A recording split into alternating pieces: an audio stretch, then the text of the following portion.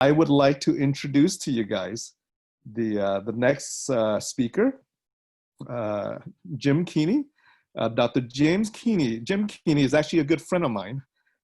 We have gone all the way back to Loma Linda Medical Center, where I was in residency, and Jim was in the ER working there as one of my attendings.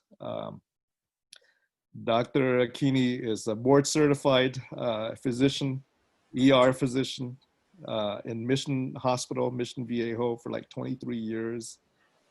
He's had all types of roles, chief of staff of the hospital, chairman of quality and safety, board of trustees, Mission Hospital, and he's part of the St. Joseph Health System now. He has served on the health system in all kinds of roles. He's practiced medicine internationally, doing fixed wing international air ambulance service. He's got more titles, guys, than I can, take me an hour to go through all this, but he's the medical director for the Los Angeles, Riverside, Orange County unit of the California State Medical Assistance Team. He's the supervisor, medical officer for the Federal Disaster Medical Assistant Team run by FEMA and HSS. So Jim, welcome. Thanks, appreciate it, dude. So yeah, that you stole my thunder on the last talk there, because that was it. I'm done, my whole talk. Hope. So I appreciate that. I want to thank you and Keany for signing me up for this. I really appreciate it. It's a huge honor to be asked to speak to everybody, and it was nice to see a bunch of friends here. You know, besides Dr. Trin, I mean, there's Amy, one of the trauma nurses that I see every day almost, and Sister Twee. That was a surprise, nice surprise. So glad to see you all here. Just want to pray that Lord, use this talk for your purposes, for your glory, that you encourage others maybe today as I speak, just like I've been encouraged today listening to all the other speakers. And just to point to you as the one true source of all good things and all of our strength and power. So Lord, we have Psalm 91. I know that's one of our theme passages. He's my refuge and my fortress, my God in whom I trust. I'm gonna go ahead and share. I put together some pictures so you don't have to stare at me the whole time. Let's see if that works. Okay. I don't know. Can you guys see my slides? I actually, and that's the other thing is, I have the chat room open, and I'm usually much more interactive, you know, because I do talk on the radio, and my segments are between 7 and 12 minutes long. So this is going to be a long talk for me. So you guys need to help me out and participate. But kind of my theme for today is this passage in Isaiah. So do not fear, for I am with you. Do not be dismayed, for I am your God. I will strengthen you and help you and will uphold you with my righteous right hand. And you know, that's because what I've heard a lot of today has been similar in my experience, this concept of love and hope, and what I would kind of summarize as solidarity to this idea that that we're in it on this side of heaven together, and that we need to let other people know that. And our response in COVID, our response as police officers, our response in all our roles, and in disaster response is really just to let people know we're there for them and with them, and you know that strength and that solidarity comes from the Lord. So I'm not seeing anything in the chat room, guys. You got to start typing stuff, right? But because otherwise you're gonna have to just listen to me talk the whole time. I do have some slides. This was a Haiti earthquake, and again, I was asked to talk about COVID and how COVID has affected everyone. And I come to that through my experiences. And this fear that's associated with COVID that a lot of people have described so far today is definitely a common element in a lot of either disaster response, ER response, air ambulance work, all of that stuff. So just looking at, if you remember the earthquake in Port-au-Prince, and you look just to the right, there's a place in the green called Keany, and that's where we chose to set up our hospital, really based on this map, so that we could be only 18 miles away, but yet still be able to serve the people that were affected with resources. So you see the fear in people's eyes as you wander through the streets after something like this type of devastating earthquake. You see the fear in parents' eyes when they have to deal with their loved ones that have been affected and impacted. There's this 1,000-mile stare that people talk about, and I saw it not only in the people, but in the coworkers. And Rosie, you were there. All right. So, and a few months after, it really wasn't that much better. So we were there on day 3 afterwards. And yeah, a month later, it really wasn't that much different. So, and you saw people like this gentleman with the headlamp on, and they're caring for this woman. And I really almost forgot that these are not family members. These are not people that even knew each other beforehand. And when I asked him, what's your relationship to her? He said, I'm her countryman. And that just stopped me in my tracks, because I realized that, yeah, these people were just doing what they could to help each other.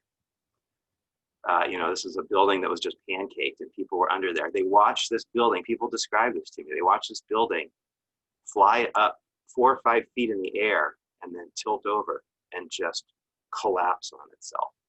So that's another challenge. Getting them into any building after that was almost impossible. And the teams started to arrive to help. And then, of course, you got to know who's in charge in any one of these type of situations. And God was in charge for sure on this one. And as honestly, when you get in these kind of situations where you're overwhelmed, much like we found ourselves a lot of times with COVID, when we're going to work and people don't have adequate PPE. We don't really know. Is it airborne? Is it aerosolized? Is it droplets? Is it contact? How is it spread? We don't really know. So, the fear grips you, and it can either hold you there or you can work past it. Will the U.S. ever say that to anyone else again? Will the U.S. ever say that to one another again? Yeah, that's a good question, isn't it? We're somewhat divided right now with the political landscape. I mean, and the internet, right? The internet's just been an echo chamber of division. This was actually, by the way, a satellite picture of our site, where you can see a lot of the elements that I'm going to show you later on. But this was a 40-bed orphanage we turned into a 300-bed hospital. And you'll see 2 Black Hawk helicopters there. I was curious that on the specific moment that those Black Hawk helicopters landed, that's the picture that Google Earth has as the site from back then. So I thought that was pretty interesting. You'll see a huge circus tent to the right, lower corner. And then there's 2 main buildings, one within the compound, the other one outside the compound. In front of the one outside the compound, what you see is a tent city. And that's because people would not go into the building after this, under any circumstances. That's how fearful they were. In fact, we had people jump from the 2nd floor during an aftershock. Well, I mean, the aftershocks were big. So it's a 6.0 aftershock, 6.1, 6.2. And here, that would be a strong earthquake. That was relatively small after what they saw, but that was enough to get them to jump out of the 2nd story, and we had 2 people die. So, Linda says, fear can paralyze, God brings hope. Absolutely, that's my point. It's really my point. In your FEMA role, what were your challenges when the pandemic broke out? And I'm going to get to that in a second, is the role we played. While I was there, I realized that other countries have FEMA. Korea has a disaster relief team. China has a disaster relief team. We had ones from Spain, from all over the place. This is our team meeting, getting together. There's our international flags from all the people that were involved. And then this is turning the inside of what was an orphanage into a hospital. And this is their chapel. We needed bed space, so we used the chapel. It's that circus tent you saw, which they asked me, can we use this? Somebody donated a circus tent. I said, absolutely not. We're not putting people in the dirt after they have surgery. And sure enough, we had no place else to put them. So we now put them in the dirt after surgery. This is our prayer team. They're praying with one of them. You can see the Spanish DMAT team right behind this woman. That's their disaster response team. And it was a really coordinated effort. This is a breezeway that we filled with beds. And this is our team. This is a morning report outside our facility. This gentleman went off the road during the earthquake, and the gentleman attending to him was a paramedic. And he said, you know, after day 3, he said, I wonder if there's anybody out there that hasn't been discovered. I'm going to go on a search and rescue mission. And he found this guy in his car. The handles had melted because his car caught on fire, and he had been locked in his car. He couldn't get out. And so this gentleman here, Renee, broke him out of the car, put him in the back of a truck, and brought him to our hospital. And we provided burn treatment for him. Children affected. And yeah, just a big experience. These are those Black Hawk helicopters you saw on the satellite view. And this is our nurses. One of our nurses from Mission Hospital, taking care of patients. Behind her, you'll see a family member caring for her patients. There were not enough nurses to care for all the patients. And when I tried to do what I would do in the United States, which is look for help and transfer patients out, what I was told is, you know, you're sending them to hospitals where you're the best hospital. We were told over and over again, this is the best hospital in the country right now. Do not transfer people out. They don't have any better options. This is a woman that we're trying to debride her leg so she wouldn't lose it. That's a child under ketamine. You can tell no reaction as we debride her face from a pressure wound. She was trapped under the rubble for about 5 days. We actually received, you probably read about them in the paper, the 2 twins who lived off their mother's breast milk. Their mother unfortunately died, and they were 2 weeks under the rubble and were rescued. Again, those helicopters evacuating patients. This one was bringing patients to the USS Comfort that was offshore. More helicopters landing, kicking up dust in our little tent city out there. And this is the second, if you look to the right of this tent city, it was the second story there where all the people jumped off during the earthquake. Made a big mistake, tried to, again, nobody's as into your knowledge as they are into your compassion, your love, the hope that you can bring, the fact that you're in solidarity with them. I stood on that second floor during the earthquake and yelled at everybody to try and get back in the building, because this is for selfish reasons. It's how we were keeping patients organized. Imagine finding a patient in that tent city to give them their 4 o'clock dose of penicillin. It was completely impossible. And so it really messed up my whole plan. But it was a dumb move on my part, because I was not really considering the fear that they were experiencing. I wasn't addressing their fear. And this was actually during the earthquake. And this woman, I just took a picture in the dark with my flash just to see what I would get. And this is what I got. A woman praying in the middle of it. More rescue teams. One of our nurses from Mission taking care of baby. More people arriving at night into our facility, just a nonstop stream of patients.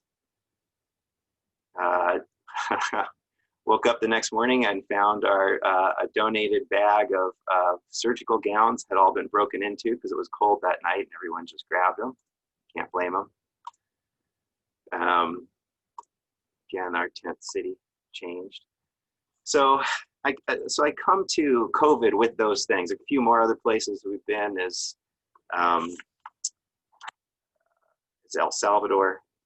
And there, what we did was, this is the first time that a pastor actually really engaged with me and helped me. And that's him right there.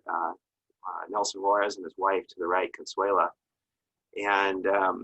And what they did was I put people through this clinic, and then he had one of his ministers outside, and they would pray with the person and do a little mini Bible study with them. And it's the first time, I mean, here I've been doing medical missionary work as a Christian for a while, and to me it was like, wow, how come I never thought of this before? And he would just ask them if they wanted to learn a little bit about the Bible. His name, by the way, is Onesimus. His name was David. He thought that David was too high a position, too high of a name for him to have, and so he took the name of a servant in the Bible. Then there's the Dominican Republic. This is our community rounds. We just walk around the city and do medical treatment. This was our clinic before we built one. We now have an actual brick, and mortar building. And then in Dominican, the great thing is after you treat the patients, you take them to the beach and you play. So that's fun. So that's doing a little OB ultrasound in the garage. Then there's the orphanage in Tijuana. Go down there once a month. I brought my kids there. Those are my kids mixed amongst the other kids. Mine are a little dark, so you can't tell which ones are which ones are which. And then I've also done vision and dental clinics in Garden Grove, in Tennessee, in Anaheim Convention Center. And there we treated about 3,000 patients a day for medical conditions. We made 900 pairs of glasses a day, and that little boy is proudly wearing his first set of glasses. And then we pulled about 1,200 teeth during that episode. And the Anaheim Convention Center Anaheim City donated the space. And we had about 150,000 square feet, which is about as big as the whole hospital. Then you remember Puerto Rico, and we went to my involvement with FEMA. We went to Hurricane Irma, and another team went to Hurricane Maria. This is what our tent looks like. I'm with the Hawaiian DMAT team. We mix and match because we all, it's like Legos. We all fit together in our separate roles. And somebody wants to be part of that? Absolutely. In fact, in California, they've opened up, across all of it, they've opened up positions on DMAT. For a while, they were closed. So if you would like to participate in DMAT, just search usajobs.gov, something like that, and the website will come up, and look for DMAT. And there are plenty of clinical positions available. I think we're still looking for nurses here in Orange County for our DMAT team in Orange County, but you actually secret. You don't have to belong to the DMAT team that you're local to. So if there's an opening somewhere else, just join one of the other teams, because I've gone out with Wisconsin, Hawaii, different teams in California that aren't mine. You just go out with whoever. But this is our team. Boy, Hawaii is a great team, by the way. We also are assigned federal officers to protect us. These were federal officers that are there. And then once I got more into things, you get pulled into things, right, as a leader, and you have to suddenly start prioritizing. I can't go to everything. So we sent some people to Macedonia to help with the Syrian refugee crisis. It's a tent city where they worked, and we're able to go.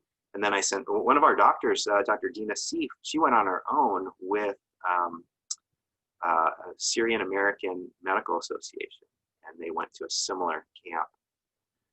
I'm almost done with all these, I swear. I didn't think there were this many in here, but Typhoon Yolanda in the Philippines, we responded to that as well. This is the Philippine Army helping us get to the locations that we need to get to. This is one of our nurses, Grace, from the ER, who made it out there. She's Filipino, so I think she had a special desire to go. And there they are treating some patients. There was the Nepal earthquake. Again, I didn't get to go. Sent a team there to deal with the Nepal earthquake. That was challenging for a lot of reasons. Roads were blocked. Getting supplies and equipment up to these rural, remote areas was difficult. So finally, the cruise ship response. So this was the COVID response in March. So we were called up to help manage all those patients that were COVID positive, that they didn't know what to do with, frankly. They wanted to keep them quarantined, but they knew they couldn't keep the boat circling for 2 full weeks.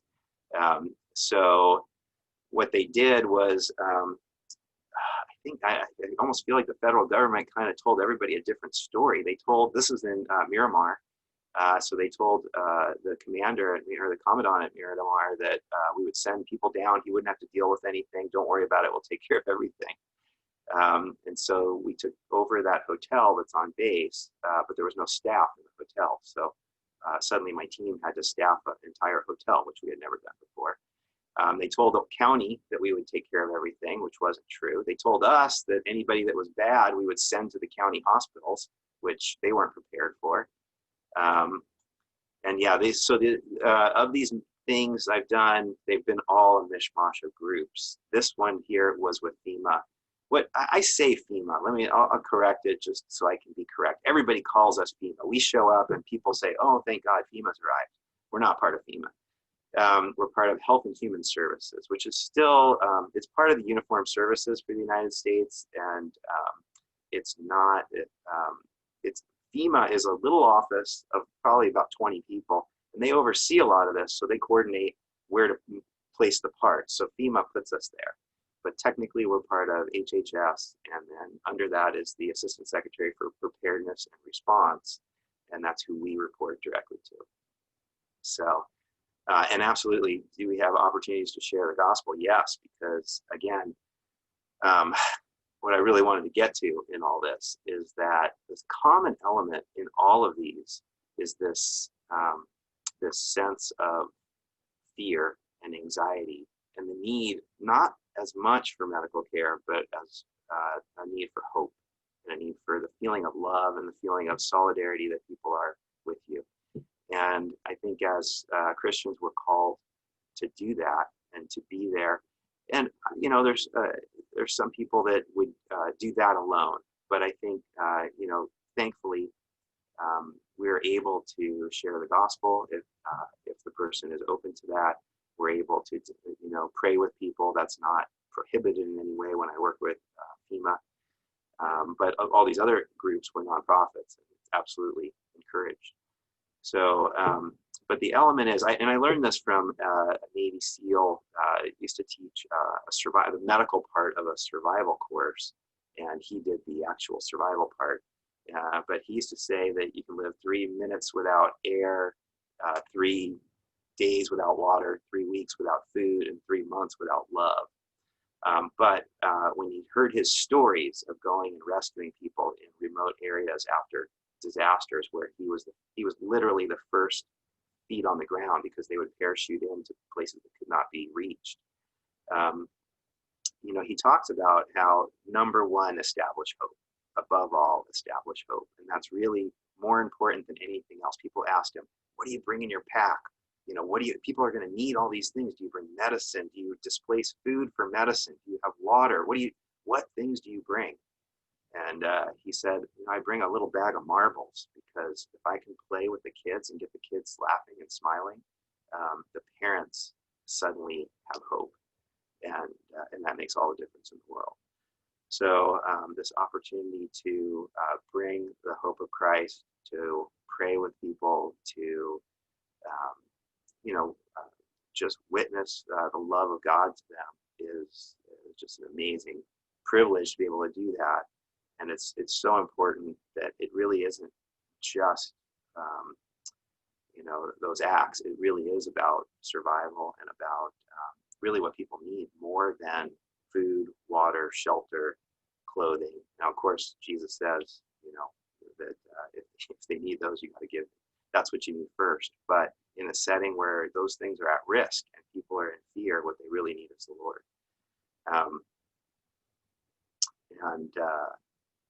What else was I going to tell you about that? So going back to the cruise ship response, what was the last slide? Good. I got through all those pictures. So now I guess you're back to my face. I can figure out how to stop sharing. There we go. So really what I want to say is that I went into the world of disaster relief in disaster response as one thing, which was medical care. But a lot, like Dr. Trin mentioned about what did his patient really value when they died from cancer, when he was dying from cancer, and what do a lot of people bring up as far as in the talks today about the need for hope, the need for love, and for solidarity. I think those are what I learned through the process, almost the hard way, because that's not how I started doing all this stuff. I started it as a much more maybe self-oriented approach, not quite selfish, but close, and but definitely self-oriented. Like, here's my value, here's what I have to offer, and realizing that the Lord had much more to offer than I do, and just allowing Him to work through me created bigger possibilities than I could have ever imagined. So, and in the setting of COVID, the fear that we experience with that, the answer to that fear is the hope of the Lord, and we would be the first ones as Christians to come to that because we know that, and that's where we start.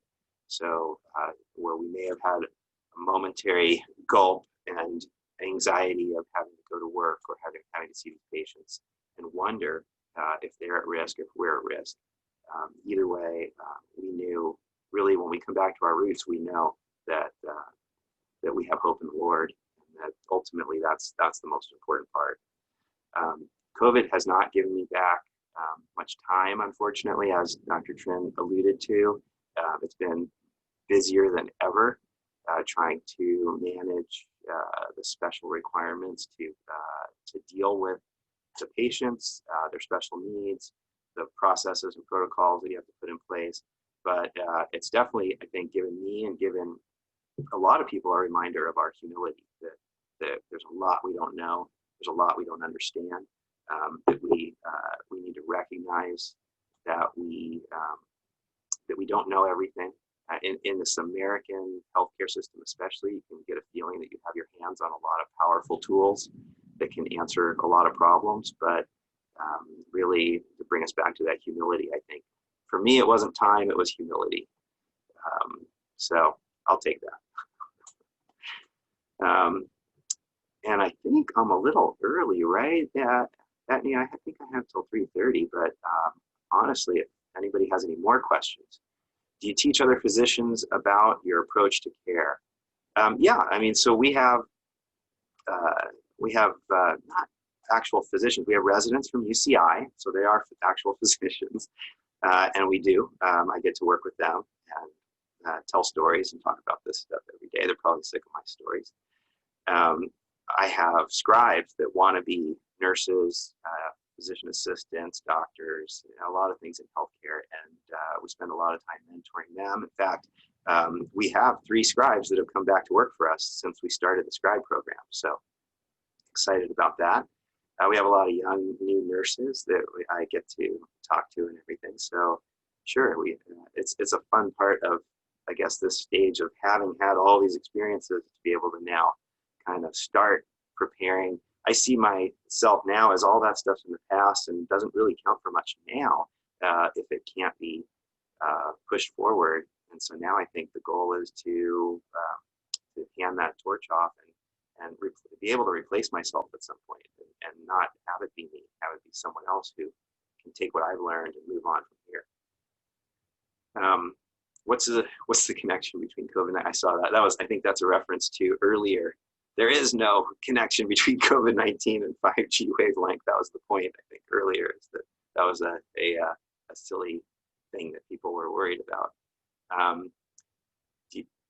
What else have people asked here? Thank you for the kind comments. Very nice. Any other questions? I don't see any. If I did miss any questions while I was chatting away, feel free to retype them. Yeah, that's one here. Let me just read out. How do you keep from being discouraged and overwhelmed in the midst of all the devastation? Yeah, that's the Lord just kind of gave me that gene missing, I guess. I don't tend to get discouraged or overwhelmed, especially in those situations. I actually feel more alive, and it's honestly an opportunity to shed away all these things that give me false senses of security. And I realize that all of our sense of security is false. And it reminds me of that, and I feel more alive and more connected to God and more dependent on God. And so I just look forward to those opportunities when I get to, sleep on a concrete floor because everything else has been destroyed, and be thankful that I'm not sleeping in the dirt.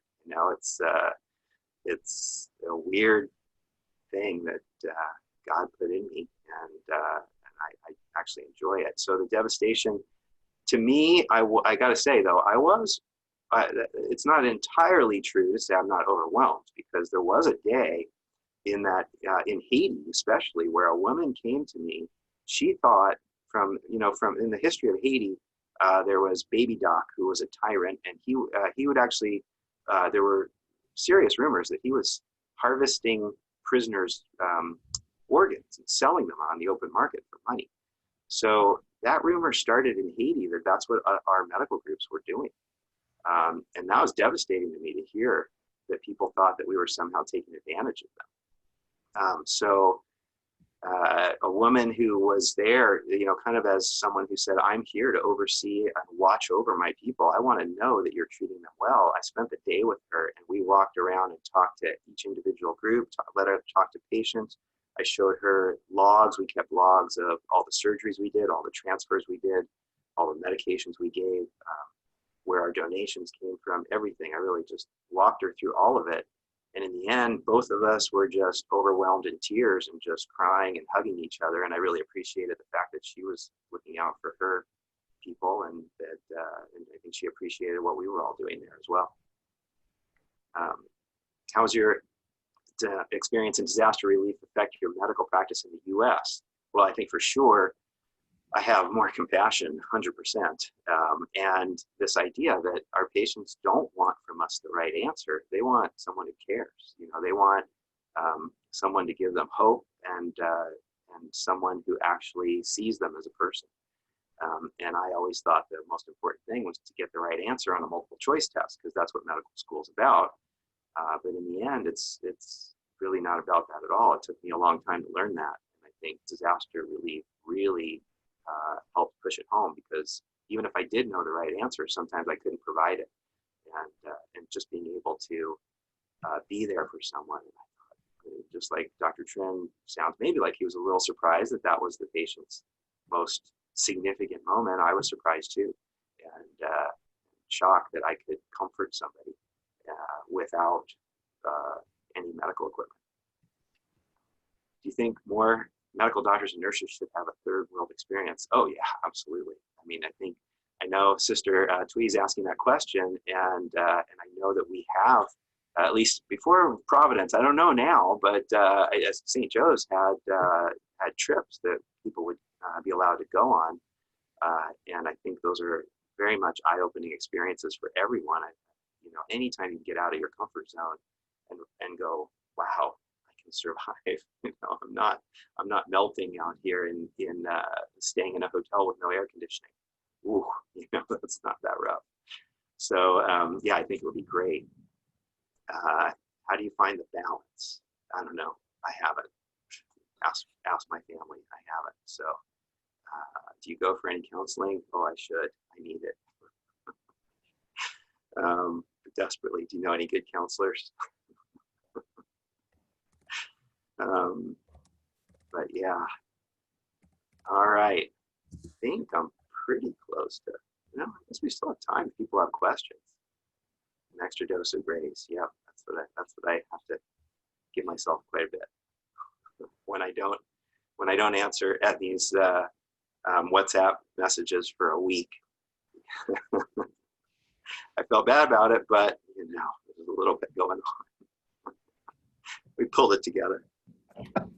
We did. Okay, let's see. Any other comments from the peanut gallery?